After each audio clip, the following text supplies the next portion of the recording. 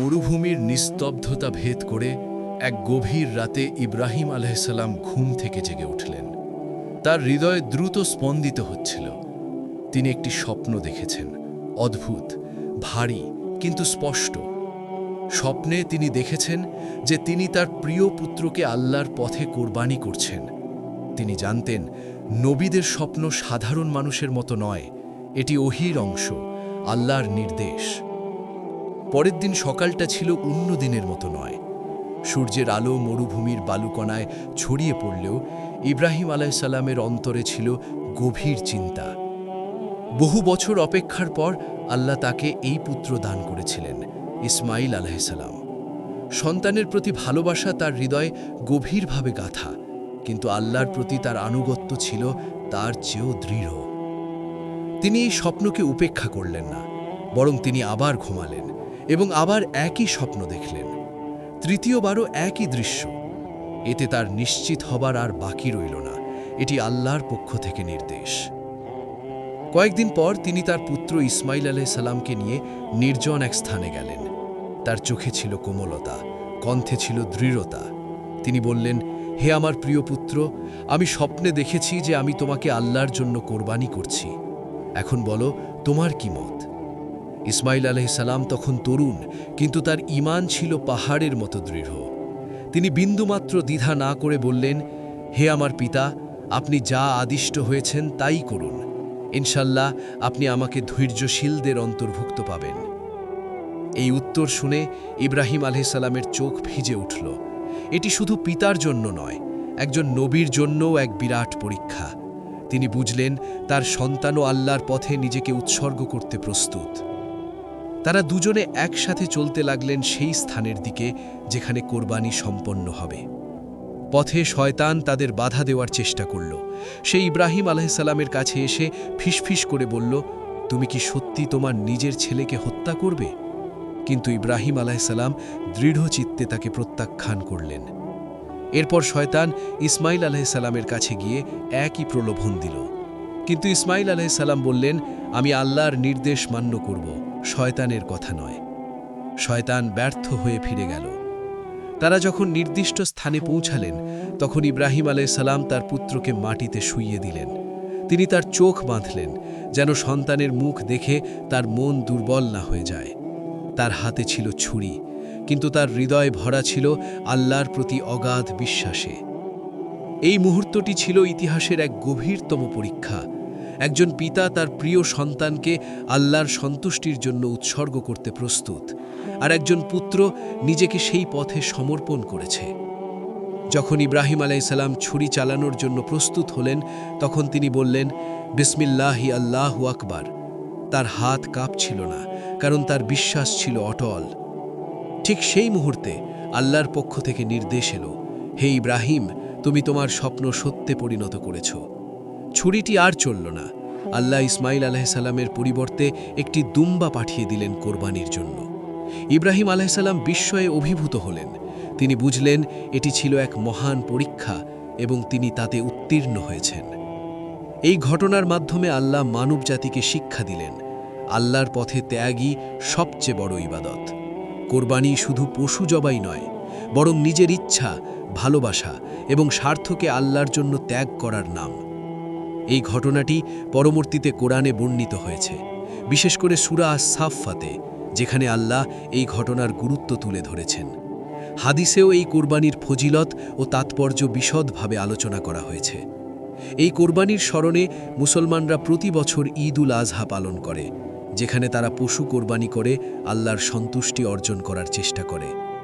ইব্রাহিম আলাইহিসসালাম ও ইসমাইল আলাইহিসসালামের এই ঘটনা শুধু একটি ঐতিহাসিক কাহিনী নয়, বরং এটি ঈমান, ত্যাগ, ধৈর্য এবং আল্লাহর প্রতি পূর্ণ বিশ্বাসের এক অনন্য দৃষ্টান্ত। ইব্রাহিম আলাইহিসসালাম যখন সেই মহান পরীক্ষায় উত্তীর্ণ হলেন, তখন তার অন্তর ভরে উঠেছিল এক অদ্ভুত প্রশান্তিতে। আল্লাহর সন্তুষ্টি ছিল তার একমাত্র লক্ষ্য, আর সেই লক্ষ্য অর্জনের জন্য তিনি নিজের সবচেয়ে প্রিয় জিনিসটিকেও ত্যাগ করতে প্রস্তুত ছিলেন। এই ঘটনার পর আল্লাহ তাকে আরও সম্মানিত করলেন এবং তার নামকে চিরকাল স্মরণীয় করে রাখলেন।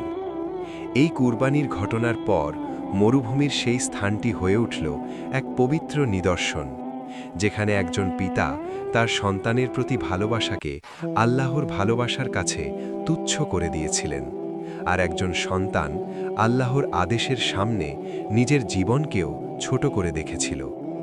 এই ত্যাগের শিক্ষা শুধু সেই সময়ের জন্য ছিল না, বরং কিয়ামত পর্যন্ত আগত সকল মানুষের জন্য এটি একটি পথ নির্দেশ হয়ে রইল। ইব্রাহিম আলাইহিসসালামের জীবনের এই অধ্যায় আমাদের শেখায় যে আল্লাহর পথে ত্যাগ কখনো বৃথা যায় না, বরং এর প্রতিদান আল্লাহ নিজেই দেন এমনভাবে যা মানুষের কল্পনার বাইরে। যখন তিনি তার পুত্রকে কুরবানি করার জন্য প্রস্তুত হয়েছিলেন, তখন তিনি কোনো প্রতিদানের আশায় ছিলেন না। তার একমাত্র উদ্দেশ্য ছিল আল্লাহর আদেশ পালন করা। এই ঘটনার পর আল্লাহ তাকে আরও একটি বিশেষ মর্যাদা দিলেন। তাকে খালিলুল্লাহ অর্থাৎ আল্লাহর বন্ধু হিসেবে ঘোষণা করা হলো। এটি এমন একটি সম্মান যা খুব কম মানুষই পেয়েছেন। এই উপাধি প্রমাণ করে যে আল্লাহর প্রতি নিঃস্বার্থ ভালোবাসা এবং আনুগত্য একজন মানুষকে কত উচ্চতায় নিয়ে যেতে পারে। অন্যদিকে ইসমাইল আলাইহিসসালামের ভূমিকাও ছিল অত্যন্ত গুরুত্বপূর্ণ। তিনি যদি চাইতেন তবে ভয় পেয়ে যেতে পারতেন, পালিয়ে যেতে পারতেন বা আপত্তি জানাতে পারতেন, কিন্তু তিনি তা করেননি। বরং তিনি নিজেকে আল্লাহর ইচ্ছার কাছে সম্পূর্ণভাবে সমর্পণ করেছিলেন। তার এই আত্মত্যাগী মনোভাব আমাদের শেখায় আল্লাহর পথে ধৈর্য ও বিশ্বাস কতটা গুরুত্বপূর্ণ। এই ঘটনার স্মৃতিতে মুসলমানরা প্রতি বছর ঈদ উল আজহা পালন করে থাকে। এই দিনে কুরবানি দেওয়া হয় শুধু একটি রীতি হিসেবে নয়, বরং এটি একটি ইবাদত যা ইব্রাহিম আলাইহিসসালামের সেই মহান ত্যাগের স্মরণ করিয়ে দেয়। যখন একজন মুসলমান পশু কুরবানি করে, তখন সে আসলে নিজের অন্তরের পশুত্ব, লোভ, স্বার্থপরতা ও অহংকারকে কুরবানি করার প্রতীকী অঙ্গীকার করে। কোরআনে এই ঘটনার মাধ্যমে আল্লাহ একটি গুরুত্বপূর্ণ বার্তা দিয়েছেন। তোমাদের কুরবানির মাংস বা রক্ত আল্লাহর কাছে পৌঁছায় না, বরং পৌঁছায় তোমাদের তাকওয়া। অর্থাৎ কুরবানির মূল উদ্দেশ্য হল আল্লাহ ভীতি অর্জন করা এবং তার সন্তুষ্টি লাভ করা। হাদিসেও রাসূল সাল্লাল্লাহু আলাইহি ওয়াসাল্লাম কুরবানির গুরুত্ব সম্পর্কে অনেক কথা বলেছেন। তিনি বলেছেন, কুরবানির দিনে মানুষের কোনো কাজই আল্লাহর কাছে কুরবানির চেয়ে বেশি প্রিয় নয়। কুরবানির পশুর প্রতিটি লোমের বিনিময়ে সওয়াব দেওয়া হয়, যা এই ইবাদতের মর্যাদাকে আরও বাড়িয়ে তোলে। এই ঘটনার আরেকটি গুরুত্বপূর্ণ দিক হল আল্লাহর রহমত। যখন ইব্রাহিম আলাইহিসসালাম তার পুত্রকে কুরবানি করতে প্রস্তুত হলেন, তখন আল্লাহ তার এই ত্যাগকে কবুল করলেন, কিন্তু তার পুত্রকে রক্ষা করলেন। এর মাধ্যমে বোঝা যায় আল্লাহ কখনো তার বান্দাদের কষ্ট দিতে চান না, বরং তিনি তাদের পরীক্ষা করেন এবং তাদের ধৈর্য ও বিশ্বাসের প্রতিদান দেন। ইব্রাহিম আলাইহিসসালামের এই কুরবানির ঘটনা মানব ইতিহাসে এক অনন্য দৃষ্টান্ত হয়ে রয়েছে। এটি শুধু একটি ধর্মীয় আচার নয়, বরং এটি একটি গভীর শিক্ষামূলক ঘটনা যা মানুষের জীবনে প্রয়োগযোগ্য। আমরা যদি এই ঘটনার শিক্ষা গ্রহণ করি, তাহলে আমরা আমাদের জীবনের প্রতিটি ক্ষেত্রে আল্লাহর প্রতি আরও বেশি অনুগত হতে পারি। এই ঘটনাটি আমাদের শেখায়, জীবনে এমন অনেক সময় আসে যখন আমাদের কঠিন সিদ্ধান্ত নিতে হয়। তখন আমাদের উচিত আল্লাহর উপর ভরসা রাখা এবং তার নির্দেশ অনুসরণ করা, কারণ আল্লাহই জানেন আমাদের জন্য কোনটি সবচেয়ে ভালো। ইব্রাহিম আলাইহিসসালাম ও ইসমাইল আলাইহিসসালামের এই ত্যাগের কাহিনী যুগ যুগ ধরে মানুষের হৃদয়ে প্রেরণা জুগিয়ে আসছে। এটি আমাদের মনে করিয়ে দেয়, সত্যিকারের ঈমান মানে শুধু মুখে বলা নয়, বরং তা কাজে প্রমাণ করা। আর সেই প্রমাণের জন্য কখনো কখনো সবচেয়ে প্রিয় জিনিসটিকেও ত্যাগ করতে হয়। এই কুরবানির শিক্ষা আজও সমানভাবে প্রাসঙ্গিক। যখন আমরা আমাদের জীবনের ছোট ছোট স্বার্থ, লোভ বা অহংকার ত্যাগ করি আল্লাহর সন্তুষ্টির জন্য, তখন আমরা আসলে ইব্রাহিম আলাইহিসসালামের সেই মহান আদর্শ অনুসরণ করি। এই ঘটনার পর ইব্রাহিম আলাইসাল্লাম ও ইসমাইল আলাইসাল্লামের জীবনে এক নতুন অধ্যায় শুরু হলো, যেখানে আল্লাহর প্রতি তাদের পূর্ণ আনুগত্য ও আত্মসমর্পণের শিক্ষা চারদিকে ছড়িয়ে পড়তে লাগল। মানুষ তাদের কাহিনী শুনে বিস্মিত হতো এবং উপলব্ধি করত যে আল্লাহর পথে সত্যিকার ত্যাগ কেমন হওয়া উচিত। মরুভূমির সেই কঠিন পরিবেশেও তারা আল্লাহর নির্দেশ পালন করে দেখিয়েছিলেন যে ঈমানের শক্তি সব কিছুর উপরে। তাদের এই ত্যাগের ঘটনাটি মানুষের মাঝে এমনভাবে ছড়িয়ে পড়ল যে তা শুধু একটি ঘটনার মধ্যে সীমাবদ্ধ থাকল না, বরং এটি হয়ে উঠল একটি জীবন্ত শিক্ষা, যা প্রতিটি যুগে প্রতিটি মানুষের জন্য পথ প্রদর্শক হয়ে আছে। এই কোরবানির শিক্ষা মানুষকে বুঝিয়ে দেয় যে আল্লাহর সন্তুষ্টি অর্জনের জন্য নিজের ভেতরের দুর্বলতা ও আসক্তিকে ত্যাগ করা কতটা গুরুত্বপূর্ণ। যখন একজন মানুষ আল্লাহর জন্য নিজের ইচ্ছা ও ভালোবাসাকে বিসর্জন দেয়, তখন সে প্রকৃতপক্ষে নিজের আত্মাকে পরিশুদ্ধ করে এবং আল্লাহর নৈকট্য লাভ করে। এই শিক্ষা শুধু বাহ্যিক কোনো কাজের মধ্যে সীমাবদ্ধ নয়, বরং এটি মানুষের অন্তরের গভীরে প্রবেশ করে তার চরিত্রকে গঠন করে, তাকে একজন সৎ ও আল্লাহ ভীরু মানুষ হিসেবে গড়ে তোলে।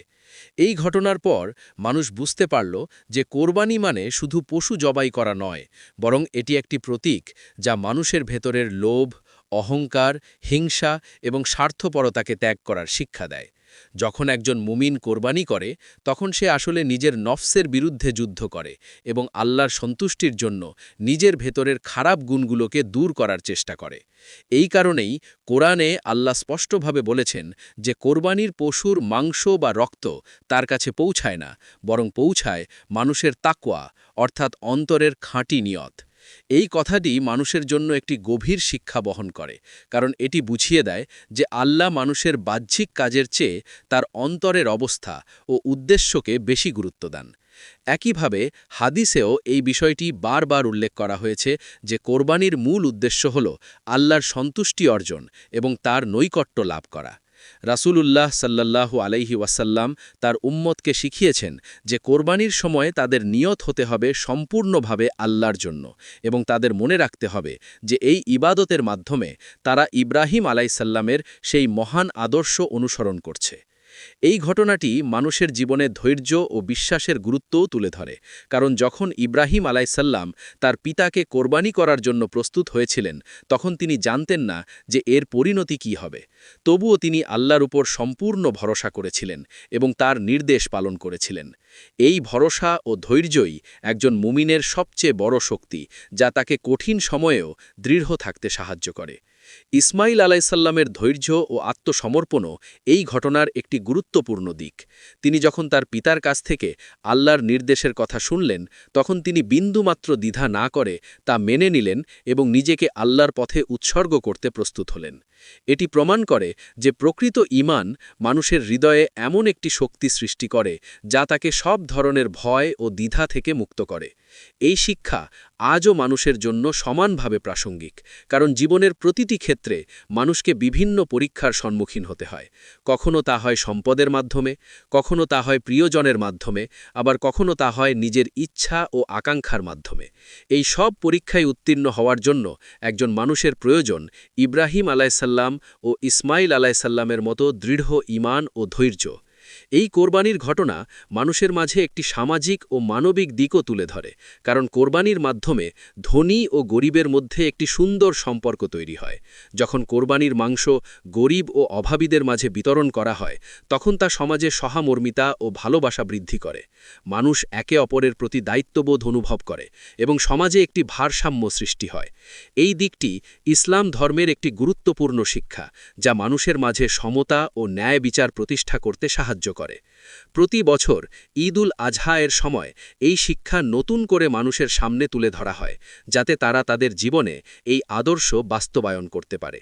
এই দিনটি শুধু আনন্দ ও উৎসবের দিন নয়, বরং এটি একটি আত্মসমালোচনা ও আত্মশুদ্ধির দিন, যখন মানুষ তার নিজের ভেতরের দুর্বলতা ও ভুলগুলো নিয়ে চিন্তা করে এবং সেগুলো সংশোধন করার চেষ্টা করে। এই কোরবানির শিক্ষা মানুষকে আল্লাহর প্রতি আরও বেশি অনুগত হতে উৎসাহিত করে এবং তাকে স্মরণ করিয়ে দেয় যে এই দুনিয়ার সব কিছুই ক্ষণস্থায়ী, শুধুমাত্র আল্লাহর সন্তুষ্টি স্থায়ী ও চিরন্তন। তাই একজন মুমিনের উচিত তার জীবনের প্রতিটি ক্ষেত্রে আল্লাহর নির্দেশ অনুসরণ করা এবং তার সন্তুষ্টি অর্জনের জন্য চেষ্টা করা। এই ঘটনাটি আমাদের শেখায় যে সত্যিকারের সফলতা হল আল্লাহর সন্তুষ্টি লাভ করা, আর এই সন্তুষ্টি অর্জনের জন্য প্রয়োজন ত্যাগ, ধৈর্য ও দৃঢ় বিশ্বাস, যা ইব্রাহিম আলাইসাল্লাম ও ইসমাইল আলাইসাল্লাম আমাদের সামনে তুলে ধরেছেন। এই ধারাবাহিক শিক্ষার পর মানুষ ধীরে ধীরে উপলব্ধি করতে লাগল যে ইব্রাহিম আলাইহিসসালামের সেই কুরবানির ঘটনা শুধু অতীতের একটি স্মৃতি নয়, বরং এটি জীবনের প্রতিটি স্তরে প্রযোজ্য একটি চলমান আদর্শ, যা মানুষের অন্তরের পরিবর্তন ঘটায় এবং তাকে আল্লাহর পথে দৃঢ়ভাবে প্রতিষ্ঠিত করে। একজন মুমিন যখন এই কাহিনী গভীরভাবে চিন্তা করে, তখন সে বুঝতে পারে যে তার নিজের জীবনেও অনেক কিছু রয়েছে যা আল্লাহর সন্তুষ্টির জন্য ত্যাগ করা দরকার। কখনো তা হয় হারাম উপার্জন, কখনো তা হয় অন্যায় সম্পর্ক, কখনো তা হয় অহংকার বা হিংসা। এই সব কিছুই মানুষের অন্তরের সেই পশু যা কুরবানির মাধ্যমে প্রতীকীভাবে দূর করার শিক্ষা দেওয়া হয়েছে। এই কারণেই প্রতি বছর ঈদুল আজহা মানুষের জীবনে নতুন করে এই উপলব্ধি জাগিয়ে তোলে যে আল্লাহর জন্য ত্যাগই প্রকৃত সফলতার চাবিকাঠি। যখন একজন ব্যক্তি আন্তরিকভাবে কুরবানি করে এবং তার মাংস গরিব অসহায় মানুষের মাঝে বন্টন করে, তখন তার হৃদয়ে এক ধরনের প্রশান্তি সৃষ্টি হয়, যা দুনিয়ার কোনো বস্তুগত সম্পদ দিয়ে অর্জন করা সম্ভব নয়। এই প্রশান্তি আসে আল্লাহর সন্তুষ্টি থেকে, এবং এই সন্তুষ্টি একজন মুমিনের জীবনের সবচেয়ে বড় অর্জন। কোরআনে আল্লাহ বারবার মানুষের অন্তরের তাকওয়ার ওপর গুরুত্ব দিয়েছেন এবং বুঝিয়েছেন যে বাহ্যিক কাজের চেয়ে অন্তরের বিশুদ্ধতাই আসল বিষয়। এই কুরবানির ঘটনা সেই শিক্ষাকেই বাস্তবভাবে মানুষের সামনে তুলে ধরে, কারণ এখানে একজন পিতা ও পুত্র উভয়েই তাদের অন্তরের সর্বোচ্চ বিশ্বাস ও ভালোবাসাকে আল্লাহর কাছে সমর্পণ করেছেন। এই আত্মসমর্পণই ইসলামের মূল শিক্ষা, যার মাধ্যমে মানুষ তার সৃষ্টিকর্তার সঙ্গে একটি গভীর সম্পর্ক স্থাপন করতে পারে। একইভাবে হাদিসেও রাসূলুল্লাহ কুরবানির মাধ্যমে মানুষের আত্মশুদ্ধির গুরুত্ব তুলে ধরেছেন এবং বলেছেন যে এই ইবাদত মানুষকে আল্লাহর নৈকট্য লাভে সাহায্য করে। এই নৈকট্য এমন একটি অবস্থা যেখানে মানুষ তার জীবনের প্রতিটি কাজে আল্লাহর উপস্থিতি অনুভব করে এবং সে তার প্রতিটি সিদ্ধান্ত আল্লাহর সন্তুষ্টির ভিত্তিতে গ্রহণ করে। এই কুরবানির শিক্ষা মানুষকে দায়িত্বশীল করে তোলে, কারণ সে বুঝতে পারে যে তার প্রতিটি কাজের জন্য তাকে আল্লাহর কাছে জবাবদিহি করতে হবে। তাই সে তার জীবনকে সঠিক পথে পরিচালিত করার চেষ্টা করে এবং অন্যায় ও পাপ থেকে দূরে থাকার জন্য সচেষ্ট হয়। এই ঘটনাটি মানুষের মাঝে কৃতজ্ঞতার অনুভূতিও জাগিয়ে তোলে, কারণ যখন সে ইব্রাহিম আলাইহিসসালামের সেই কঠিন পরীক্ষার কথা স্মরণ করে, তখন সে বুঝতে পারে যে আল্লাহ তাকে কত সহজভাবে জীবনযাপন করার সুযোগ দিয়েছেন। এই উপলব্ধি তাকে আল্লাহর প্রতি আরও বেশি কৃতজ্ঞ করে তোলে এবং সে তার নিয়ামতগুলোর সঠিক ব্যবহার করার চেষ্টা করে। এই কুরবানির শিক্ষা পরিবার ও সমাজের মধ্যেও একটি ইতিবাচক প্রভাব ফেলে, কারণ এটি মানুষকে একে অপরের প্রতি দায়িত্বশীল হতে শেখায়। যখন পরিবারের সদস্যরা একসাথে কুরবানি করে এবং তা বন্টন করে, তখন তাদের মধ্যে ভালোবাসা ও ঐক্য বৃদ্ধি পায়। একইভাবে সমাজে গরিব ও অসহায় মানুষের প্রতি সহানুভূতি ও সাহায্যের মনোভাব সৃষ্টি হয়, যা একটি সুন্দর ও ন্যায়ভিত্তিক সমাজ গঠনে গুরুত্বপূর্ণ ভূমিকা পালন করে। এই শিক্ষা শুধু মুসলমানদের জন্য নয়, বরং সমগ্র মানব জাতির জন্য একটি দৃষ্টান্ত, কারণ এটি মানুষকে নিঃস্বার্থভাবে অন্যের কল্যাণে কাজ করতে উদ্বুদ্ধ করে এবং তাকে নিজের স্বার্থের ঊর্ধ্বে উঠতে শেখায়। ইসমাইল আলাইহিসসালামের আত্মত্যাগও এই ধারার একটি গুরুত্বপূর্ণ অংশ, কারণ তিনি আমাদের দেখিয়েছেন যে আল্লাহর প্রতি সত্যিকারে ভালোবাসা কেমন হওয়া উচিত। তিনি নিজের জীবনকেও আল্লাহর পথে উৎসর্গ করতে দ্বিধা করেননি, যা আমাদের জন্য একটি অনন্য উদাহরণ। এই উদাহরণ অনুসরণ করে একজন মুমিন তার জীবনের প্রতিটি ক্ষেত্রে আল্লাহর সন্তুষ্টিকে অগ্রাধিকার দিতে পারে এবং তার সকল কাজকে ইবাদতে পরিণত করতে পারে। এইভাবে ইব্রাহিম আলাইহিসসালাম ও ইসমাইল আলাইহিসসালামের কুরবানির ঘটনা একটি পূর্ণাঙ্গ জীবন ব্যবস্থা হিসেবে মানুষের সামনে প্রতিষ্ঠিত হয়েছে, যা তাকে সৎ, ন্যায়পরায়ণ ও আল্লাহভীরু মানুষ হিসেবে গড়ে তুলতে সাহায্য করে এবং তাকে এই দুনিয়া ও আখিরাতে সফলতার পথে পরিচালিত করে।